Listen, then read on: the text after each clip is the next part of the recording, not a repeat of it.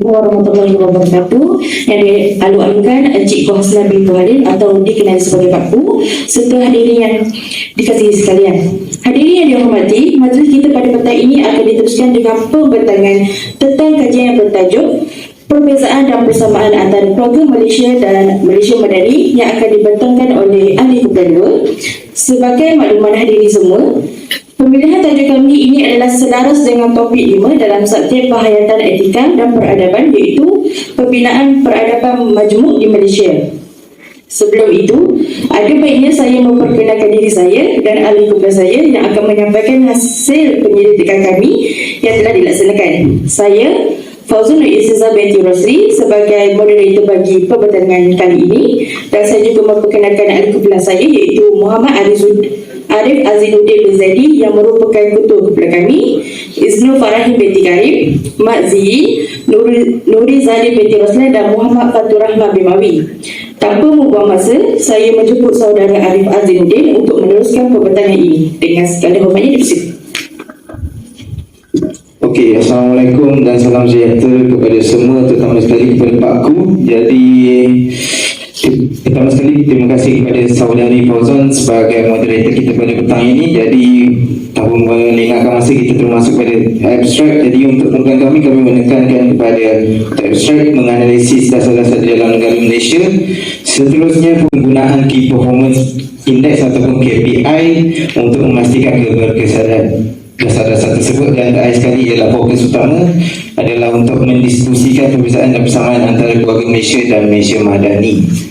Jadi kita terus masuk kepada pengenalan. Dari pengenalan kami memfokuskan kepada asal Malaysia telah berubah sejak tahun kemerdekaan 1997 lagi, ianya merujuk kepada kebijaksanaan Barisan Perdana Menteri dan Rukun Negara dan Dasar Pendidikan Kebangsaan bertujuan untuk membangun penyatupaduan dan integrasi antara setiap kaum dan agama di Malaysia. Seterusnya kita masuk kepada senarai Perdana Menteri di Malaysia. Terdapat 10 daripada tahun 1997 sehingga kini. Yang pertama ialah Tunku Abdul Rahman dengan dasar luar negara. Seterusnya Tun Abdul Razak dasar pelajaran kebangsaan, Tun Hussein On dasar kebudayaan kebangsaan, Tun M dasar Bandar Timur, Tun Abdul Wahab dasar memperkasa ekonomi bumi putera, Datuk Sri Najib dasar transformasi ekonomi, Tun Dr. Mahathir Malaysia Baru, Tan Sri Muhyiddin dasar pelancongan negara, dan perkara yang kami ingin fokuskan pada dua Perdana Menteri yang terakhir ini iaitu Datuk Sri Ismail Sabri dengan dasar Malaysia Keluarga Malaysia dan Datuk Sri Anwar Ibrahim dengan dasar Malaysia Madani. Jadi kita terus masuk pada konsep Malaysia. Seperti yang kita tahu, Datuk Sri Ismail Sabri menjadi Perdana Menteri apabila seramai 114 orang ahli Dewan Rakyat telah bersetuju mencalonkan beliau untuk membentuk kerajaan pada tanggal 20 Ogos tahun 2021. Jadi visi konsep Malaysia ini adalah memulihkan negara dan mencapai status negara maju dan berpendapatan tinggi.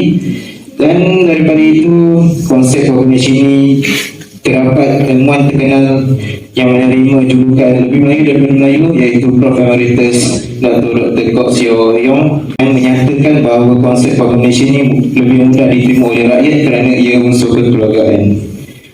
Jadi kita terus ke teras utama, iaitu kita ada 3 teras utama dalam keluarga Malaysia, iaitu keterangkuman, kebersamaan dan kesyukuran. Jadi kita terus ke bahagian konsep Malaysia Madani. Seperti yang kita tahu, Datuk Sri Anwar Ibrahim menjadi Perdana Menteri apabila Parti Pakatan Harapan dan Barisan Nasional bergabung dan mencapai majoriti muda dalam PRU 15 pada November tahun lepas. Jadi daripada konsep ini kita tahu maksud Madani itu tidak sama seperti yang kita tahu di dalam subjek sejarah tingkatan 4 bab 1, iaitu yang bermaksud Madani, Mudwin Madani itu bermaksud tamadun. Tapi Madani yang diperkenalkan oleh Datuk Sri Anwar Ibrahim ialah singkatan daripada tonggak dasar Madani, iaitu M itu berasal pada kemampanan, A itu berasal pada kesejahteraan, D berasal pada daya cipta, A berasal pada hormat, N berdasarkan keyakinan, dan I berdasarkan ihsan. Jadi konsep Malaysia Madani ini bertujuan untuk mentadbir negara dengan berkesan. Jadi terdapat 8 aspek yang ditekankan, iaitu ekonomi, kewangan, perdagangan, pendidikan, kemasyarakatan, budaya, berbandar dan luar bandar. Jadi kita termasuk pada dasar-dasar negara Malaysia pasca merdeka. Jadi yang pertama ialah dasar ekonomi baru yang dibawa oleh Tun Abdul Razak yang bertujuan untuk merapatkan jurang ekonomi di antara kaum di Malaysia. Kerana kita lihat pada zaman itu, sebelum dasar ini diperkenalkan, masyarakat Cina berada di bandar, masyarakat Melayu berada di kampung, masyarakat India berada di estate. Jadi dasar ini dibuat untuk mengurangkan perbezaan itu. Seterusnya kita kepada dasar pembangunan nasional yang diperkenalkan oleh Tun M ataupun Tun Dr. Mahathir, bertujuan untuk mencapai perpaduan negara melalui pembagian kekayaan, dan terakhir sekali ialah dasar pandang ke timur, iaitu yang juga diperkenalkan oleh Tun M, bertujuan meninggikan prestasi pengurusan dan pembangunan di negara Malaysia. Seterusnya kita ke konsep berkaitan pembentukan dasar di negara Malaysia. Terdapat 3, iaitu konsep negara bangsa, di mana ianya melahirkan perasaan tak setia dan perpaduan terhadap negara.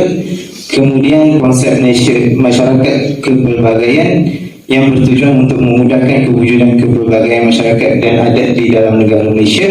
Yang terakhir ialah proses melangkah dasar di Malaysia. Terdapat 5, iaitu yang pertama ialah pengenalpastian masalah, seterusnya melibatkan ahli pakar untuk memberikan solusi dalam merumuskan dasar, kemudian dasar diluluskan oleh Kabinet dan Parlimen.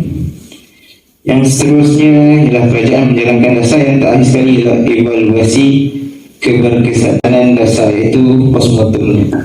Jadi kita terus ke bahagian yang fokus kita, iaitu persamaan antara Malaysia dan Malaysia Madani. Terdapat 3 perkara yang sama, iaitu yang kami fokuskan dalam pembentangan tugasan ilmiah ini, iaitu mempunyai matlamat yang sama untuk merapatkan jurang ekonomi, seterusnya menjamin kestabilan politik dan sistem pentadbiran, yang terakhir sekali menekankan ilmu kerjasama dalam masyarakat.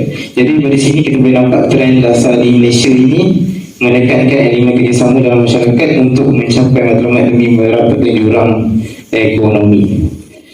Seterusnya kita terus ke bahagian perbezaan antara keluarga Malaysia dan Malaysia Madani. Dari perbezaan yang pertama ialah dari segi visi, di mana keluarga Malaysia memulihkan negara dan mencapai status Malaysia negara maju dan berpendapatan tinggi, manakala Malaysia Madani membangun tanah air yang lebih mampan dan makmur berteraskan budaya cipta, nilai hormat, keyakinan dan ihsan, di mana keterangkuman dan kesamaan menjadi teras utamanya.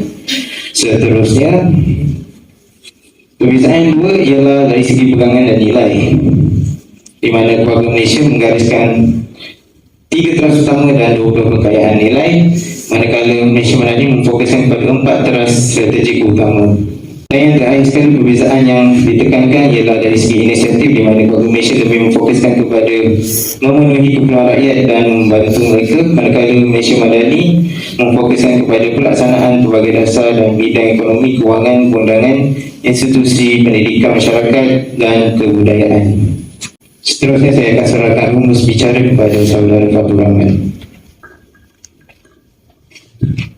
Terima kasih kepada saudara Arif. Seterusnya saya akan berkongsi rumus bicara atau kesimpulan yang diperolehi daripada tugasan ilmiah yang diberikan. Perdana Menteri memainkan peranan yang sangat penting merancang menyelesaikan pelbagai masalah yang dihadapi oleh rakyat Malaysia. Dengan bertindak sebagai pemimpin utama negara, Perdana Menteri bertanggungjawab untuk menyusun dasar-dasar yang relevan dan sesuai dengan keperluan dan kepentingan rakyat. Kedua, dasar-dasar yang digubal amat penting dalam pembangunan negara. Dalam membangunkan negara yang maju dan bersaing, terdapat beberapa dasar yang telah dibincangkan, antaranya adalah keluarga Malaysia dan Malaysia Madani yang mempunyai dasar yang prinsipnya yang tersendiri bagi membangun dan membantu rakyat dalam era globalisasi ini.